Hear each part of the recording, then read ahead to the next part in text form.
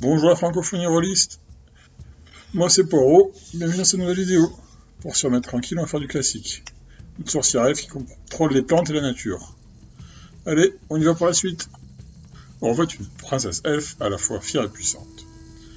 Elle a des liens étroits avec les dirigeants de la communauté elfe la plus proche de chez elle, mais reste farouchement indépendante.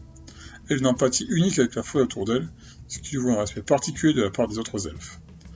Elle est prête à prendre des actions agressives contre quiconque s'attaque à la forêt.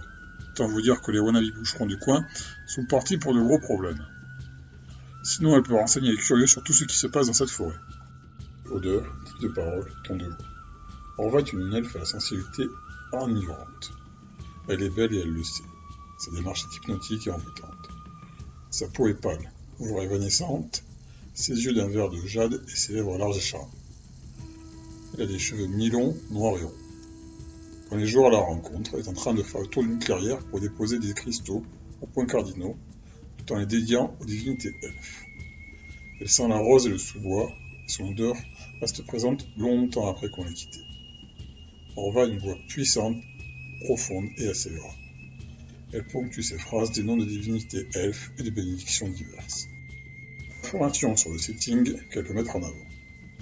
D'abord, Orva va vous permettre de mettre en lumière le rapport entre les humanoïdes et la nature. Elle sera votre interprète entre le monde civilisé et la nature sauvage. Elle peut donner une voix aux problèmes que la faune et la flore environnantes ressentent. Ça peut aussi être un moyen d'illustrer les particularités culturelles et physiques des elfes dans votre setting. Ont-ils des caractéristiques physiologiques uniques? Comment marchent les amoureux? Sont-ils monogames?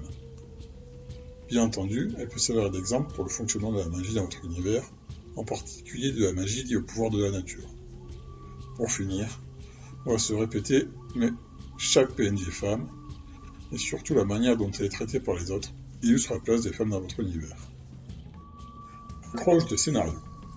Quel scénario, ce personnage, son rapport au PJ, le vrai centre de votre histoire, je vous rappelle, peuvent introduire dans vos campagnes. Première accroche. Une baronnie locale veut s'agrandir aux dépens d'un groupe de paysans vivant en périphérie de la forêt. Le fracas des armes commence à troubler la quiétude de la forêt et les soldats coupent des arbres pour montrer des camps et fabriquer des armes de siège. Orva veut leur faire subir son juste courroux. Les PJ vont devoir trouver un moyen de soit calmer la situation, soit repousser les soldats, soit Orva. Deuxième accroche. La reine des elfes, et accessoirement la tante de la sorcière, est mise en difficulté du point de vue de son autorité dans la communauté elfe. D'un côté, des émissaires de sa mère, auxquels réitèrent son soutien à sa tante. De l'autre, ses factions libertaires veulent changer la manière dont le groupe est gouverné. Les PJ peuvent être appelés à aider un camp ou l'autre, ou être des voyageurs neutres, happés dans ce conflit en cherchant l'aide de la sorcière. Troisième accroche. Rien ne va plus. Les arbres se tordent de douleur. Les animaux fuient et paniquent. Les feuilles tombent au printemps. Orba est comme folle. Une menace immense plane sur la forêt. La magie des morts a été relâchée parmi les arbres. Les cadavres s'animent et partout on peut sentir leur influence.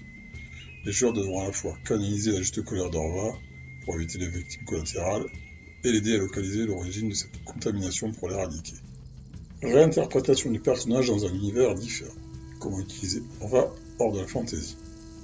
En SF, je sais pas trop. Il n'y a pas d'elfe en SF. Oh, je rigole.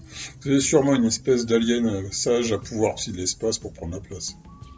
Et sinon, vous en faites une colon humaine sur une planète écolo avec un peu de mystique à la Avatar et ça passe. Dans le contemporain fantastique, c'est une sorcière humaine qui cherche le pouvoir dans les bois et les rivières. En cyberpunk, c'est une éco-terroriste, une hippie mystique quoi.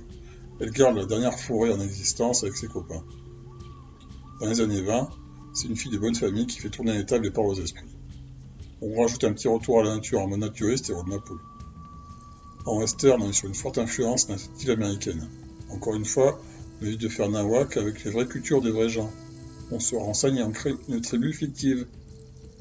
En post-apo, si vous avez des arbres, et dans le coin, sinon elle essaie de rentrer en contact avec Gaïa pour rendre la nature sa grandeur passée. À vous de voir si elle peut réussir. Voilà, j'espère que cette vidéo vous a plu, et je vais arrêter là pour avoir son histoire.